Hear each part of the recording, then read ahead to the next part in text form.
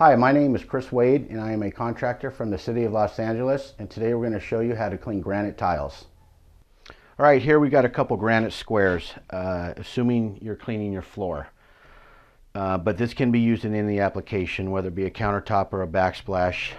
Cleaning granite really only requires some warm water with a little bit of mild detergent diluted in it, and that's what we're going to use right here. Other options you can use on some a little bit more stubborn stains, something that's been sitting a while, go ahead and use some ammonia, just very little bit though.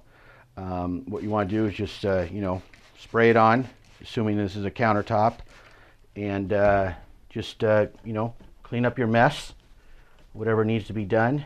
The most important thing you got to remember about the granite is it is very prone to water stains. So once you clean it off, do not let it air dry. It has to be ragged dry. You have to get down there and dry it by hand. Do not let it naturally dry with the air. And what that does, that just keeps it from the water penetrating it and not looking good. Basically, that's what you do when you want to clean granite. Nothing to it.